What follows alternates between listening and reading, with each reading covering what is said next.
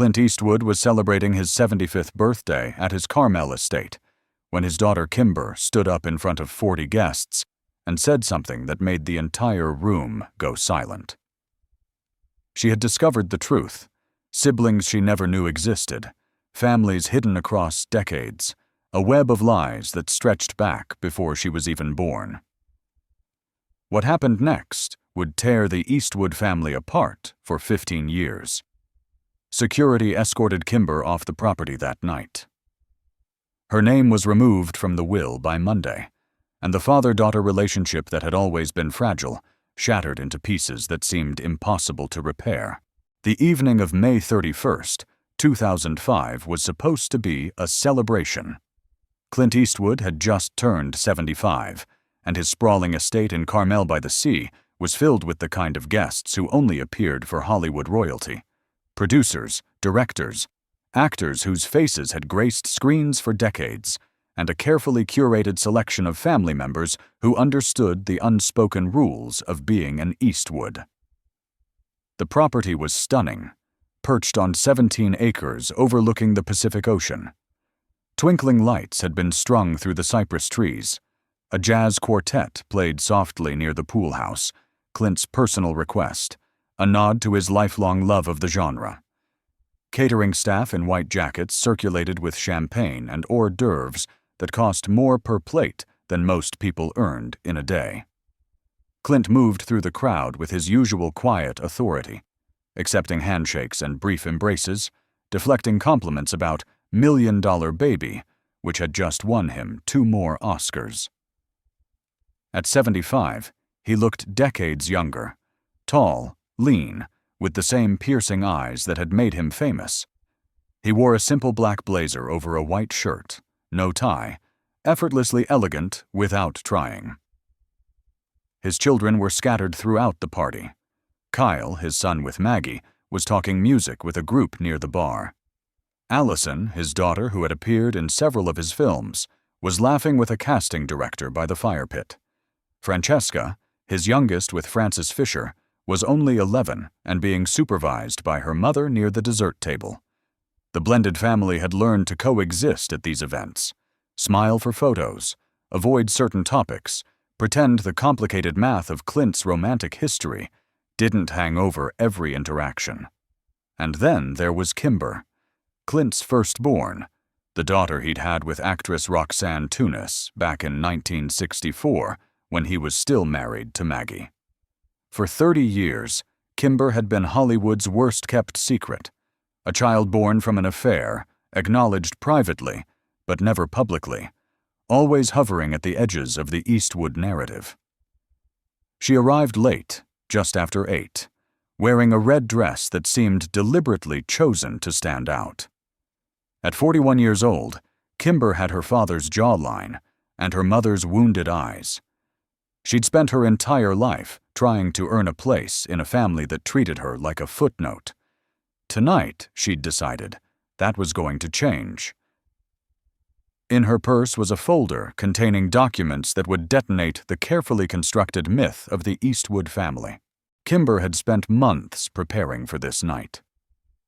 It started with a phone call from a half-sister she didn't know existed, a woman named Lori who had tracked her down through a private investigator. Lori was born in 1954, a full decade before Kimber, the product of an affair Clint had during his early Hollywood years with a script supervisor whose name had been erased from every record. That first phone call lasted 4 hours. Then came others, more siblings emerging from the shadows, more women who had been paid off, more children who had grown up wondering why their father's face was on movie posters, but never at their birthday parties. By the time Kimber finished her research, she had confirmed at least 3 siblings beyond the ones the public knew about. 3 entire human beings who had been written out of existence to protect Clint Eastwood's image. She had confronted her mother first. Roxanne had begged her to let it go, warned her that exposing Clint would only bring pain. "He's not a man who forgives," Roxanne had said, her voice heavy with decades of experience. "You'll lose whatever relationship you have left." But Kimber was tired of crumbs, tired of being invited to events as an afterthought, tired of watching her half-siblings, the legitimate ones, the acknowledged ones, bask in their father's reflected glory, while she lingered in the margins. If she was going to be an outsider anyway, she might as well be one who told the truth. She moved through the party, slowly, accepting a glass of champagne she didn't intend to drink, making small talk with people who looked through her. She watched her father hold court near the jazz quartet, watched the easy way he laughed with guests who mattered, watched him barely glance in her direction when she passed within 10 feet of him. At 9:15, the catering manager announced that dinner would be served in the main tent. Guests began drifting toward their assigned tables. Kimber checked her purse one more time, feeling the weight of the folder inside. Birth certificates, photographs, a letter from Lori, evidence that couldn't be denied or dismissed. Her hands were trembling, not from fear, from something closer to anticipation. After 41 years of silence, she was finally going to make her father see her. Really see her. She found her seat at a table near the back, far from the family's central table. That was about to change. Dinner passed in a blur of clinking glasses and polished conversation. Toasts were made, to Clint's health, to his legacy, to the Oscars gleaming somewhere inside the house. Kimber picked at her salmon and watched her father accept praise from people who didn't know him at all. They knew the squint, the persona, the myth. They didn't know about the women. They didn't know about the children. They didn't know about the checks that arrived every month with strict instructions to never contact him directly. By 10 o'clock, the formal program was winding down. A few guests had already begun saying their goodbyes, air-kissing and promising to do lunch. The jazz quartet had shifted to softer numbers. The night was supposed to fade into comfortable obscurity, another successful Eastwood event filed away in the memory books. Kimber saw her window closing. If she waited any longer, the crowd would thin too much. The impact would be lost. She needed witnesses, people who would remember, people who would talk, people who would make it impossible for her father to bury this like he'd buried everything else. She stood up from her table. Her legs felt unsteady, but her resolve was iron. She walked toward the front of the tent, where a small platform had been set up for the earlier toasts. A microphone still stood there, live, waiting. Allison noticed first. She grabbed Kyle's arm and nodded toward Kimber with a frown. "What is she doing?" Kyle shook his head slowly. "I don't know, but it's not going to be good." Clint was deep in conversation with a studio executive when the feedback squeal from the microphone cut through the ambient noise. He looked up, irritation flickering across his face, and then he saw who was standing at the platform. Kimber, his first daughter, the one he'd spent 4 decades keeping at arm's length. "I want to thank everyone for coming tonight," Kimber said, her voice carrying across the tent with surprising steadiness. "To celebrate my father, the great Clint Eastwood." Nervous smiles from the crowd, a few scattered claps. "But I think before this night ends, you should all know who you're really celebrating." Kimber reached into her purse and pulled out the folder. "Because there are members of this family who weren't invited tonight. Members most of you don't even know exist." She looked directly at her father. His face had turned to stone. "Should I tell them, Dad? Or do you want to?" The tent went dead silent. 40 pairs of eyes shifted between Kimber at the microphone and Clint frozen near the bar. The jazz quartet stopped playing mid-note. Even the catering staff stood motionless, trays suspended in mid-air, sensing that something irreversible was happening. Clint moved first.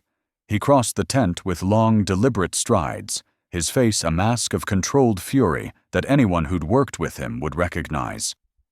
This was the look that made studio executives back down, the look that ended arguments before they started.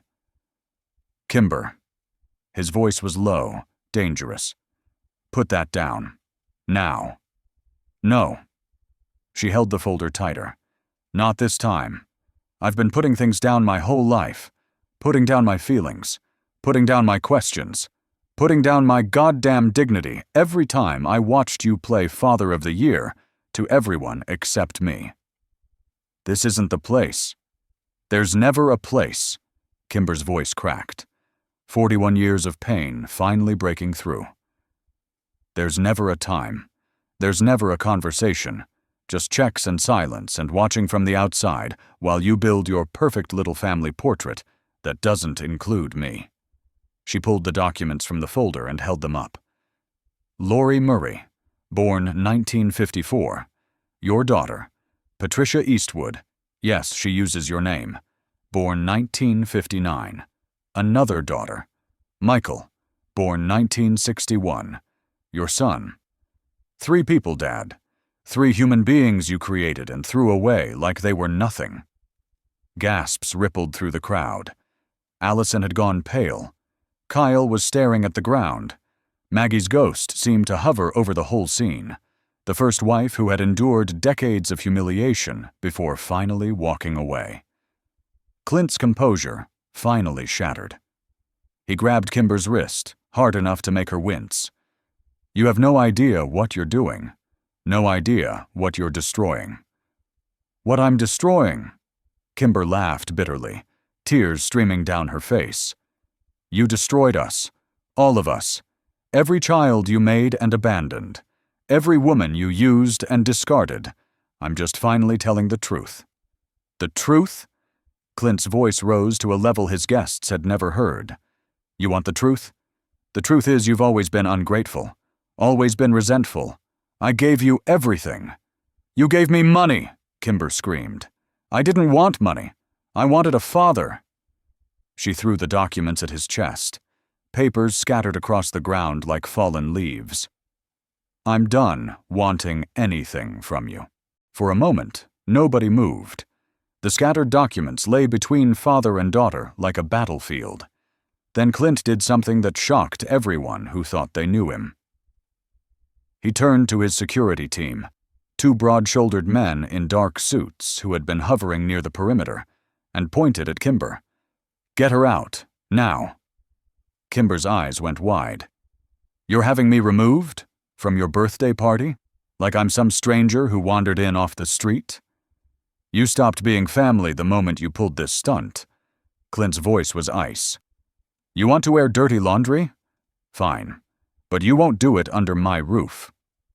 The security guards moved toward Kimber. She backed away, knocking over a champagne stand, glass shattering across the wooden platform. Guests scrambled out of the way, their faces frozen in expressions of horror and fascination. Don't touch me, Kimber screamed as one guard reached for her arm. Don't you dare touch me. Allison suddenly stepped forward, tears in her eyes. Dad, stop. This isn't, you can't just... Stay out of this, Allison. Clint didn't even look at her. His eyes were locked on Kimber with a coldness that made longtime friends shudder. This doesn't concern you. She's my sister. She's a stranger who shares some DNA. That's all she's ever been. The words hit Kimber like a physical blow. She stopped struggling against the guards, her body going limp. All the fight drained out of her in an instant, replaced by something worse, the realization that she had always known this was true. She had just never heard him say it out loud. The guards escorted her through the tent, past the gaping guests, past the overturned champagne, past the scattered documents that contained the proof of her father's hidden lives. As she reached the exit, she turned back one final time. Clint was already walking away, bending down to pick up the papers, his face betraying nothing. You're going to die alone, Kimber called out, her voice breaking. All the money, all the Oscars, all the women, none of it matters. You're going to die and realize you threw away everyone who actually loved you. Clint paused, his back still turned. He didn't respond. The guards led Kimber into the darkness. Her sobs echoed across the manicured lawn until a car door slammed and an engine faded into the night.